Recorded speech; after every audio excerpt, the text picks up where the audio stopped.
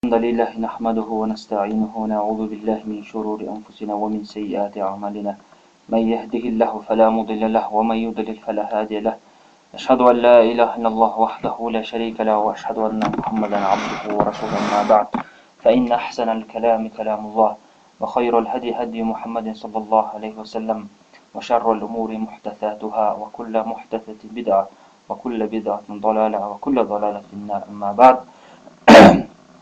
Muna bugün buyursa sizler menен uşu ilim жолдоп, uşu ilim alуу ниетинде Пайгамбар Мухаммад саллаллаху алейхи вассаламдын бизге калтырган осуяттарынан болгон хадистерин окуп үйрөнөбүз. Эми бул пайгамбарыбыздын хадистери жазылган китептер өтө эле көп.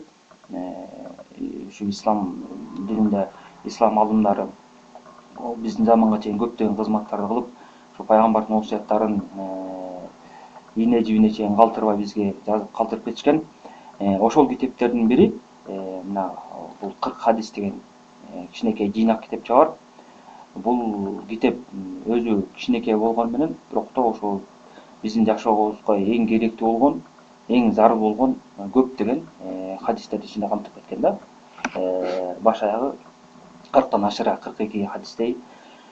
Муну жазган киши ушу ислам дүйнөсүндө, ислам ааламындагы белгилүү чоң алым киши болгон Яхья ибн Шараф Абу Закария ан-Навави деген киши болгон да. Өзүнүн аты Яхья, атасынын аты Шараф ан-Навави, имам Навави деп белгилүү алат да, таанылган адам. Бул адам ушу Сирия жакта өткөн, Сирия мамлекетинде, ошонун Сирия мамлекетине караштуу Нава деген бир айылда төрөлүп, ошо Димашк деген, Дамаск деген шаарындагы чоңоюп ошол жерде илим алган. Бул киши мусулманча жылы менен 631-жылы туулуп, 676-жылы дүйнөдөн кайткан да. Мына ошондо карасаң 45 эле жыл жашаган да. Ошонун ичинде бул алым көптөгөн китептерди аябай жазып кеткен да. Мына ошол китептердин бири ушул 40 хадис деген. Нававинин жазган 40 хадис деген ат менен белгилүү. Жана ошондой эле бул кишинин Риядус Салихин деген китеби бар да. Барыңыздар билесиңер. Садоправедник деп жүрбөйбү, орусчасычы. Жана ошондой эле жана момундардын бакчасы деп которбоду. Ошону жазган киши ушул да. Алда хадистер ошо пайгамбар алып бирокто көлөмү чоң китеп хадис боюнча. Анда да ал бул киши пайгамбарыбызга тиешелүү болгон көптөгөн хадистер ичине камтыган. Анан ислам дүйнөсүнө аябай тараган белгилүү китептеринен болуп бүткөн да. Жана ошондон андан кийин таанымал китеби ушул 40 хадис да. Жана ошого окшогон башка китептер бар. Мунун Азкар деген китеби бар. Зикирлерди жазган жөнүндө китеби бар. Жана ошондой эле Раудату Талибин деген фик китебинде, фик боюнча жазган китеби бар да. Бул киши өзү Шафии мазхабында алым болгон да. Ошо анан Шафии мазхабында алым болгондуктан мунун бир эң белгилүү чоң китептеринен бири Ал-Мажму' Шархул Мухаддаб деген китеби бар да. Ал-Мажму' деген. Бул киши ошол китеп жазып, бирок да аягына чыгып бүтпөй калган да. Бирок да ушул заманга чейин ушул китептен ислам аалымдары пайдаланып беришет да. Анан мына биз өтүп аткан китеби ушул 40 хадис. Ошонун ичинде пайгамбарыбыздын көптөгөн динге байланыштуу, жашоого байланыштуу, адеп-акылакка, акыйдага, ибадатка байланыштуу баардык ичине камтылган хадистердин ичине камтып кеткен. Бул хадистердин көбү Бухари, Муслимде келген хадистер, көбү туура хадистер да. Анан ушул китепти баягы өтө пайдалуулугуна карашып, ислам алымдары ушул адам жазып кеткенден баштап эле биздин азыркы заманга чейин өтө көңүл буруп, муну баягы жаңы илим баштоочуларга түшүндүрүп, кыскача айтып кеткен да. Анан биздин иншалла окуу түшүндүрүү сабагыбыз биринчи кыскача хадисти окуп, арабчасын окуйбуз, анан бар силерге түшүндүрүп берем. Анан эң негизги келген ушу хадиске камтылган өкүмдөрдү айтып, анча-мынча пайдалар болсо кошуп кетебиз да. Анан биздин ушу сабак жүрүшүбүз ушул китепке болгон көптөгөн түшүндүрмөлөр бар, шарх деп коет да арабчасы. Ошондой шархтар көп, түшүндүрмөлөр. Ошолордун негизинде болот да. Негизи мен алар ошо шархтардан окуп, ошолордун кыскача кээ бир пайдаларын айтып берем да. Ал кайсы шархтардын негизгисин айтып кетейин. Биринчи шарх бул ислам алымда, ислам дүйнөсүндө таанымал болгон Ибн Мулаккин деген алым киши болгон да. Өзүнүн аты Умар ибн Али ибн Мулаккин деген. Ал киши ошондой Ал-Муин ала тафахумул арбаин деген китеп жазган да. Ошондон алабыз кыскача. Андан кийинки ала турган китебибиз бул Ибн Раджаб аль-Хамбали деген чоң алым киши өткөн бул дагы. Ал киши дагы ушул китепке шарх жазган түшүндүрмө. Мына ошол китептен да алабыз. Андан кийинкиси бул мурунку өтүп кеткен алымдар да. Андан кийинки болсо азыркы замандагы китептерден ошол чоң алымдардын бири Мухаммад ибн Салих аль-Усаймин деген чоң алым өткөн. Ошонун китебинен да түшүндүрмөсүнөн дагы алып силерге айтып берем. Жана ошондой эле кийинки алымдардын азыркы заманда тирүү алымдардан бири Салих ибн Фаузан аль-Фаузан деген чоң алым бар. Анын дагы китебинен пайдаланабыз. Жана ошондой эле дагы бир алым бар. Ал дагы ушул кезде тирүү Абдул Мухсин ибн Хамад аль-Аббад деген киши алым киши бар да. Ошо Салих аль-Фаузан менен Абдул Мухсин Аббад экөө тең Сауд Арабиясындагы белгилүү алымдардан бири да. Мына ушул жогоруда айтылып кеткен шархтардын негизинде силерге кыскача алып түшүндүрүп берем. Айтып китепти окуп аткан кезде бул баланча алым мындай деп айтты деп кээде айтам, кээде айтпай деле түшүндүрүп өтүп кетем да. Эми баштасак. Биринчи хадис мындай деп баштайт. Мен силерге азыр хадисти окуп берем, андан кийин кыскача түшүндүрмөсүнөн которуп туруп анан баштайбыз. Бисмиллахир-рахманир-рахим. Биринчи хадис. عن أمير المؤمنين أبي حفص عمر بن الخطاب رضي الله عنه قال: سمعت رسول الله صلى الله عليه وسلم يقول: إنما الأعمال بالنيات وإنما لكل امرئ ما نوى فمن كانت هجرته إلى الله ورسوله فهجرته إلى الله ورسوله ومن كانت هجرته للدنيا يصيبها أو امرأة ينكحها فهجرته إلى ما هاجر إليه.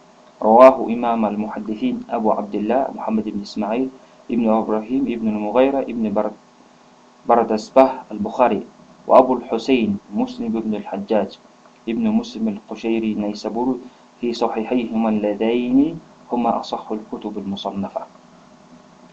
Ал биринчи хадис. Бул хадисте котормосу мындайча баяндалат.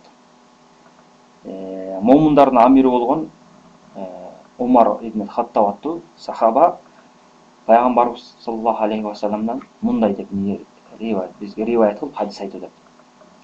Албетте иннамал а'малу банни. Албетте бардык амалдар ниетке жараша болот. Бардык амал ниетке жараша болот. Ва иннама ликулли имрин ма нава. Жана ошондой эле кайсы бир адам, кайсы бир киши эмне ниет кылган болсо, жашоосунда же ибадатында ошого жетет. Эмне ниет кылган болсо, ошого жараша анын белеги, же ошого тиги кылган амалы, ошого жараша анын жазасы ниетине жараша болот. Фаман кана хижрату илаллахи ва расул фа хижрату илаллахи ва расул. Кимде ким жер которууну, же көчүүнү, мына хижрат деп коет арабча айтканда, жер которуу деп айтат. Алла үчүн жана анын элчиси үчүн кылган болсо, анын анда кылган хижраты Алла үчүн жана элчи үчүн болуп саналат. Ай ваман кана хижрату ли дунья юсибу ав имраати янкиха фа хижрату ила ма хаджар. Эгерде кимде ким жер которууну, көчүүнү, хижратты дүнүйө үчүн кылган болсо, ошо дүнүйөгө жетейин деп, же болбосо бир аялга үйлөнөйүн деп кылган болсо, анда анын хижраты ошо максат кылган нерсесине болот деп пайгамбарыбыз кыскасы хадис айтты да. Бул хадисти эми ким риваят кылды дегенде, ошо мухаддис деп мында хадис илими менен алектенген аламдар мухаддис деп коет да. Ошо мухаддистердин имамы болгон, башчылары болгон Абу Абдулла Мухаммад ибн Исмаил аль-Бухари ошол киши өзүнүн китебинде риваят кылган. Жана ошондой эле Абул Хусейн Муслим ибн Хаджаж аль-Кушейри Найсабури аттуу чоң эки алым өзүнүн китептерин риваят кылышкан дейт. Бул эки китеп ушул дин исламдагы илим тарабындагы хадис боюнча жазылган китептердин эң туурасы болуп саналат дейт да. Бул Бухари менен Муслим аябай белгилүү алымдардан бири. Мунун китеби ошо Куранда, бул эки кишинин китеби Курандан кийинки эле китептерден болуп саналат да. Эми ушул хадис ушундай. Мына бул хадисти карасак, бул хадисти мааниси эң негизги мааниси бул ниетке байланыштуу болот да, көрдүңүзбү? Бул хадис өтө чоң маанини бергендиктен көбүнчө аалымдар ушул аалым сыяктуу эле китептерин ушул хадистен баштаган да. Мисалга айтсак, жана биз айтып кеткен Имам Бухари деген аалым киши өзүнүн китебин дагы Сахих Бухари, Сахих ошо Бухари өзү жазган китебин ушул хадис менен баштаган да. Жана ошондой эле Абдул Гани аль-Мақдиси деген киши болгон, ал дагы ошо Бухари, Муслимден танданып алынган ислам дининдеги бардык өкүмдөргө, ахкамдарга байланыштуу хадистерди тандап жазган да. Ал киши дагы ушул немесин да баштаганда, китебин баштаганда ушул хадис менен баштаган да. Жана ошондой эле Имам аль-Багави деген китеп киши болгон. Ал дагы ушул хадис жана ошондой эле Имам Суюти деген чоң алым киши болгон. Ал дагы ушул китебин ушул хадис менен баштаган да. Демек бул хадистин өтө маанилүү, өтө чоң да. Көрдүңүзбү? Бардыгы ниетке байланыштуу. Анткени ниетиңиз кандай болсо, сиз ошого жараша сооп аласыз же сооптун тескериси жазасын алат да адамдар. Жок, ниет жакшы болсо жакшы, жаман болсо жамандыкка жетет да. Түшүнүңүздөрбү? Ошон үчүн Имам Ибн Ражаб деген чоң алым киши мындай деп айткан да. Имам Шафииден риваят кылып, Имам Шафии бул хадис ошо илимдин 3/1 болуп саналат деп айткан жери бар да. Демек, көрдүңүзбү? Илимдин 3/1 ушул жүзү хадис камтылган да. Мындайча айтканда, бардык биздин ибадат кылган иштерибизге ушул хадис чоң далил болуп келет. Мына башынан эле карасак, иннамал а'малу бин-ният деп атпайбы? Бардык амалдар ниетке жараша болот деп. Демек, сиз кайсы бир ибадат кылсаңыз, ниетиңиз кандай болсо, ошого жараша амалыңыз болот деп да. Эми бул жерде кайсы амалдар дегенде, кээ бир алымдар айткан, бул жана жалаң ибадат амалдар деп айткан, кээ бирөөсү жок, мындай эле ибадат амалдар да болот. Анткени ибадат эмес амалдарды биз ошону кылып атканда, ошонун аркасында мен ибадат кылайын деген ниетти кылсаңыз, ибадатка айланып кетет. Мисалы, уктап атканда, тамак ичип атканда, ушу тамак ичип жеп мен күч кубат алып ибадат кылайын десеңиз, ошол кылып аткан иш ибадатка айланат да. Ошондой эле кээ бир алымдар ошентип айтканда, бул бардык амалдын ичине камтып кетет деген да. Ибадат болсун, мейли ибадат эмес болсун. Анткени ибадат эмес амалдар кийин барып ибадатка айланат деген. Кээ бирөөсү жок, бул ибадатка гана тиешелүү амалдар деген да. Демек, айтып атат да бул жерде. Сен кайсы бир амалды кылбасаң, ошол амалың сен ниетиңе жараша болот. Анан ошондон кийин улай эле айтып атат. Демек, биз билдик бардык амалда ниетке жараша. Анан кимде ким эми ошол амалды кылып аткан киши жөнүндө айтып атат да, эмичи? Ва иннама ликулли имриин ма нава дейт. Эми кайсы бир киши келип бир нерсе ниет кылган болсо, ошол ниет кылган нерсесине жетет да. Мисалы, бир нерсени кылдыбы, ошол нерсеси жакшылыкка багытталган болсо, анда жакшылыктын соогун алат. Эгерде жаман ниет менен кылып аткан болсо, жамандыкка жетет. Эгерде бир ибадатты кылып Алла Таала ыраазылыгы үчүн кылам деген болсо, Алла Тааланын ыраазылыгына жетет. Эгерде ошол нерсе менен дүйнө үчүн же бир башка бир өзүнүн кызыкчылыгы үчүн кылып аткан болсо, ошого жетет да. Демек, сен ошол кылып аткан ишиңди өзүң аныктап, өзүң тууралап кыл деп атат да. Пайгамбарыбыз эреже айтып кетти. Бардык амал ниетке жараша болот. Кандай ниет кылсаң, ошого жетесиң деп атты. Ошон үчүн бул хадистин өтө маанилүү чоң да. Ошон үчүн биздин ар бир ибадатыбызга кирет. Биз ибадат ким үчүн кылып атабыз? Алла Таала үчүн кылып атабызбы? Же бирөө көрүш үчүн, бирөө угуш үчүн кылып атабызбы? Же ошол кылып аткан ибадаттын ичинен бир нерсени үмүт кылып атабызбы? Акыретти үмүт кылбай. Ошого жараша болуп калат да. Кичинекей эле, мисалы, бир нерсени садака кылган болсок Алла жолунда, аны Алла жүзүнө кылсак, ошон аркылуу тоодой сооп келет. Эгерде жок, аны мени макташсын деп кылган койсок, анын артынан эмне? Бизге сооп да жок, мүмкүн бизге азап болуп калышы мүмкүн да. Анан ушун бизге чоң эрежени пайгамбарыбыз берип туруп, анан аркасынан мисал кылып атат, көрдүңүзбү? Мисал кылып атат, ошо ислам дининде көптөгөн жакшы амал иштер бар да, сооптуу иштер бар да. Ошонун бирөөсүн алып туруп бизге мисал кылып атат. Ал жер которуу да. Жер которуу деп көчүү деп коет. Негизи ислам дининде жер которуу, көчүү жакшы амалдарына кирген. Анткени бул пайгамбарыбыз Мекке убагында болуп жүргөн кезде, ошо Меккеден Мадинага көчөр алдында парз болгон. Бул жер которуу качан болот? Жер которуу биз мисалы кайсы бир адам бир жерде жашап, ошол жерде өзүнүн динин ачыкка чыгарып кармай албаган болсо, дин бузарлардан же болбосо тиги динге каршы адамдардан мындай кысым көрсөтүп, жосо кодулаган болсо, ошол маалда бул жер которуу ал кишиге эмне болот? Милдет болот да. Эгерде кайсы бир адам динин ачык кармай албаган болсо, жер которуу ошо алымдардын айтышына караганда эки түрдүү болот да. Же болбосо мисалы бир кафир өлкөдө бир адам мусулман болсо, ошол жерден динин кармай алган болсо, мусулман өлкөсүнө көчүш керек. Же болбосо мусулман өлкөсү болбосо деле кафир өлкөсүндө исламга кабыл алып, бирок башка кафир өлкөдө динге кысым жок да. Ошол жака көчсө болот да, түшүнүңүзбү? Мындай ушундай эки сүрөт тең ислам тарыхында болгон да. Биринчиси мына пайгамбарыбыз Меккеде мушриктерден катуу кордук көрүп аткан кезде Хабаша деп коет, арабча айтканда Эфиопия, азыркы Эфиопияга көчкөн да. Эфиопия ал кезде мусулман эмес өлкө болгон да. Бирок ал кезде аяктагы өзүнүн аяктын падышасы, аяктын башчысы мындай аддеттүү киши болгон, кордук көрсөткөн эмес, ошон үчүн аяктан жардам сураган катары кээ бир сахабалар ошо Эфиопияга көчүшкөн да. Бул көрүңүздөр мындай мусулман эмес өлкөдө, мусулман эмес өлкөгө көчтү, бирок экинчи өлкөдө динге кысым жок да. Жана ошондой эле пайгамбарыбыз Меккеден Мадинага көчкөн. Анда ошо Мадина мусулман өлкө болуп калган. Пайгамбар ошондо башпаан эктелип Меккеден Мадинага Алланын буйругу менен көчкөн да, көрүңүзбү? Жер которуу деп ошону айтат да. Бунун өкүмү кыяматка чейин калган да. Кайсы бир жерде, кайсы бир шаарда, кайсы бир мамлекетте ушунча динге кысым болуп, эч ким динин кармайлып аткан учур болуп калган болсо, намаз окуй албайт, динин ачык кармай албайт, ошондой убакта колунан келген болсо, ошол адам мүмкүнчүлүгү бар болсо, андай көчүш керек да. Эгерде мүмкүнчүлүгү жок, көчө албаса, анда айла жок. Эгерде кимдеги мүмкүнчүлүгү болуп турганда көчпөй койсо, анда Алла Тааланын алдында дүйнө иш болуп саналып калат да. Түшүнүңүздөрбү? Ошон үчүн пайгамбарыбыз Муавия аттуу сахабанын айткан риваятында, бул хадис Абу Давудда жана Имам Ахмад жана башка хадистерде келет. Неме деп айтат да? Бул хижрат кылуу, жер которуу бул тоого токтомоюнча токтобойт деген да. Демек, качан тоого токтогон убакта ана хижрат кылуу токтойт да. А тоого болсо да, тоого кылуу бул күн батыштан чыкмайынча токтобойт да. Көрүңүзбү? Демек, муну айтканда кыямат кайым башталганга чейин эле хижрат болуп кете берет да.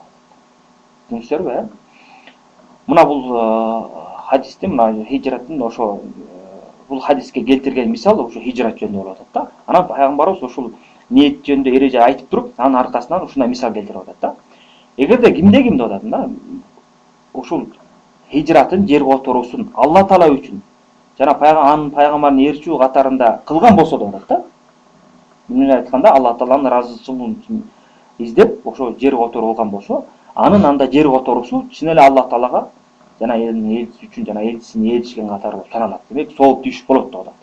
А эгерде кимде ким ошо жер которууну деп атат да, бир дүйнө үчүн кылган болсо, дүйнө дүйнө издеп, же болбосо бир аялга үйлөнөйүн деген максатта кылган болсо деп атат, анда анын жер которуусу ошол эмне максатка кылган болсо, ошого жараша болот деп атат да. Көрүңүздөрбү? Ошого жетет деп атат. Демек, ага сооп жок, эмне максат кылса ошого гана жетет деп атат. Көрүңүздөрбү? Мына бул жерде байкасаңыздар, мындай деп айтат: "Фаман кана хижрату илаллахи ва расулихи" дейт. Ва фа хижрату илаллахи ва расулихи. Кимдин хижраты Алла Таалага жана анын элчисине болгон болсо, анын хижраты Алла Таалага, элчисине деп кайра кайталап айтып атат да, Алла Тааланын элчиси. А дүйнө жагына келгенде, жана аял жагына келгенде, дүйнөнү же аялды экинчи жолу кайталап айткан жок да. Демек, мисалы Алла Таала үчүн хижрат кылуу бир эле максатта болот да. Алланын ыраазылыгы үчүн гана, дин үчүн гана, соо үчүн гана. А дүйнөнүн түрлөрү көп. Ошон үчүн дүйнөнү жана аялды экинчи жолу кайталап айткан жок да. Кимде ким дүйнө үчүн кылган болсо, бир аялды кылган болсо, анда ошо кылган нерсесине деп койду да. Демек, ушундай дүйнөнүн нерселери көп бүтпөйт, эмне кааласа ошого жетет. Жана ошондой эле экинчи мааниси, ошо дүйнөнүн мына баасыз басмарланган маанисинде эми ошого каалаган нерсесин жетет деп айтып койду да. Ошон үчүн биз ар бир адам өзүнүн ниетин оңдош керек да. Жеке эле бул хижрат кылууда эмес, мына намаз окууда, зекет берүүдө, ибадат кылууда, даават кылууда, жакшы иш кылууда ниетин оңдоп амал кылыш керек да. Эгерде биз ниетибиз бузулган болсо, анда Алла Тааланын даярдаган белектеринин соогуна жетпей калабыз дагы, көптөгөн сооктордон кур калабыз да. Ошол себептен аалымдар ушул хадистин эң негизги болгондугунан ошого жараша эле өтө көңүл буруп, ушуну көптөгөн аалымдар биринчи баштаганда китептерин башына коюп ушул хадисти элге жеткирген аракет кылган да. Түшүнүңүздөр да? Анан дагы бир айтып кететін нерсе, ушул хадиске байланыштуу, ушул хадис эмне себептен айтылган деген бир неме бар да, суроо бар да. Анан ошо кээ бир алымдар ушул хадистин айтылган себеби бир Меккеде жашаган бир адам болгон. Анан ошол адам ошо Мадинага көчүп аткан мусулман аялга үйлөнгүсү келген да. Ал аял мага үйлөнгүң келсе, Мадинага көчүп келсең, анан сага үйлөнөм деп айтканда, ал киши мен Мадинага көчүп барсам, немеге да жетет экенмин, хижрат кылат экенмин, анан аялга да үйлөнөт экенмин деп ошол ниетте анан көчүп барганда ошол хадис айтылган деп жүрүшөт да. Бирок бул хадисти ошо Ибн Ражаб деп айтып кетет. Ибн Ражаб деген чоң алым ушундай кысса бар дейт да. Чоң окуя бар, тарап кеткен, бирок бул кысса туура эмес деп айткан да. Мына байкап коюш керек, кээ бирөөсү ушул хадистин айтылган себеби ушул баланча дейт да. Ал кыссанын немеси аталышы кыссату Мухажир Умму Кайс деп коет да. Ошо Умму Кайс деген аял болгон, ошого жетем деп көчкөн адамдын кыссасы деп бир айтылып жүрөт да. Бирок бул туура эмес деп айткан да. Ибн Ражаб. Ошону билип алыш керек. Мына бул хадис кыскача мааниси ошо да. Эң негизги тема бул ниетке байланыштуу. Кимде ким кандай ниет кылса ошого жетет. Эгерде ниети туура болгон болсо, Алла Тааланын жакшылыгына жетет. Эгерде туура эмес болгон болсо, ошол өзү каалаган дүйнөлүк максатына жетет деп бул биринчи хадистин маанилүүлүгү ушуну бүтөт. Түшүндүңүздөр буга, Эми буюрса экинчи хадиске өтөлү.